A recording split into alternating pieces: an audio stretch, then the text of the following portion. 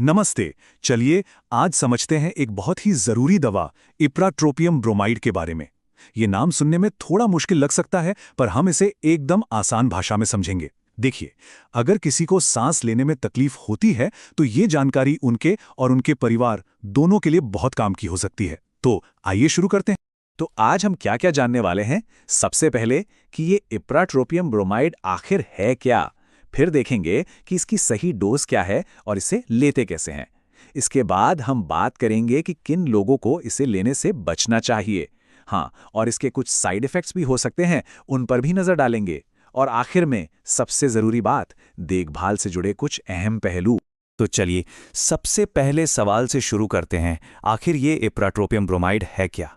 हाँ, तो ipratropium bromide एक ऐसी दवा है जो खास तौर पर दो स्थितियों में दी जाती है, ब्रोंकियल अस्थमा और सीओपीडी।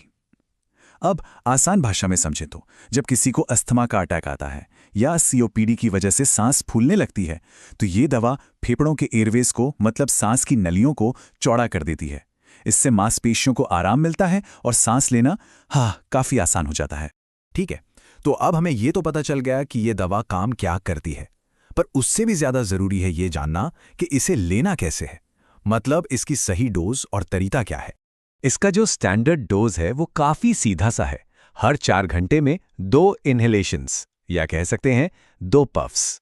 लेकिन एक नंबर है जिसे बिल्कुल नहीं भूलना है, और वो नंबर है 12। अब ये 12 क्या है? समझिए, ये एक लिमिट है। एक दिन में यानी पूरे 24 घंटों में 12 पफ से ज्यादा नहीं लेना है। ये एक बहुत ही जरूरी सेफ्टी रूल है, इसे हमेशा ध्यान में रखना है। और इसे इस्तेमाल करने के 3 बहुत आसान स्टेप्स हैं। पहला, इस्तेमाल से पहले इन्हेलर को अच्छे से हिलाना है, मतलब शेक करना है। दूसरा, जो सही तरीका बताया गया है उसी तरह से सांस अंदर लेनी है। और तीसरा, जो अक्सर लोग भूल जाते हैं, रोजाना इन्हेलर को साफ करना है। इससे इन्फेक्शन का खतरा नहीं रहता। चलिए अब एक बहुत ही अहम बात पर आते हैं, सेफ्टी। देखिए, कोई भी दवा हर किसी के लिए नहीं होती, तो ये जानना बहुत जरूरी है कि कौन लोग हैं जिन्हें इप्राट्रोपियम ब्रोमाइड नहीं लेनी चाहिए। तो सवाल सीधा है, किन लोगों को इप्राट्रोपियम ब्रोमाइड के इस्तेमाल से बचना चाहिए? तो देखिए, सबसे पहले तो वो लोग जिन्हें इस दवा से या एट्रोपिन नाम की दवा से एलर्जी है, जिसे हाइपर सेंसिटिविटी भी कहते हैं। दूसरा, प्रेग्नेंट या ब्रेस्ट फीडिंग कराने वाली महिलाओं को भी इसे अवॉइड करना चाहिए। फिर 12 साल से कम उम्र के बच्चों के लिए ये नहीं है। और आखिर में वो लोग जिन्हें ब्लैडर से जुड़ी कोई खास परेशानी है, उन्हें भी इस दवा से दूर रहने की सलाह दी जाती है। अच्छा, अब बात करते हैं साइड इफ़ेक्ट्स की। देखिए, हर दवा के कुछ ना कुछ साइड इफ़ेक्ट्स हो सकते हैं। इनसे घबराना नहीं है, बस इनके बारे में पता होना चाहिए ताकि हम तैयार रहें। इसके साइड इफ़ेक्ट्स को हम 3 कैटेगरी में बांट सकते हैं। कुछ तो बहुत कॉमन है, जैसे मुंह का सूखना, खांसी या सिरदर्द। फिर कुछ हैं जो कम देखने को मिलते हैं, जैसे कि जी मिचलाना, नज़र का धुंधला होना, शरीर पर रैश या दिल की धड़कन का तेज होना। लेकिन हाँ, एक सीरियस साइड इफ़ेक्ट भी है जिसके बारे में जानना ज़रूरी है, वो है ब्रोंकोस्पैज़म। इसमें सांस की नली अचानक से और ज़्यादा सिकुड़ सकती है। अगर ऐसा कुछ भी महसूस हो तो बिना देर किए डॉक्टर से बात करनी चाहिए।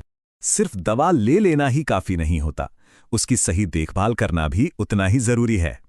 तो चलिए अब हम इस चर्चा के आखिरी और शायद सबसे ज़रूरी हिस्से पर चलते हैं, देखभाल के कुछ खास पहलू। देखभाल में कुछ चीज़ें बहुत मायने रखती हैं। पहली बात, मरीज की सांस लेने की गति और धड़कन को लगातार मॉनिटर करना। इससे ये पता चलता है कि कहीं कोई गड़बड़ तो नहीं है जिसके लिए शायद दवा बदलनी पड़े। दूसरी बात, जैसा कि हमने साइड इफ़ेक्ट्स में देखा था कि मुंह सूख सकता है, तो मरीज को बार बार कुछ पीने की सलाह देनी चाहिए जिससे उन्हें आराम मिले। तीसरी चीज़, डॉक्टर समय के साथ थेरेपी के दौरान डोज को कम या ज़्यादा कर सकते हैं। और आखिर में ये जांचना कि दवा का असर हो भी रहा है या नहीं, मतलब क्या मरीज पहले से ज़्यादा आराम से सांस ले पा रहा है।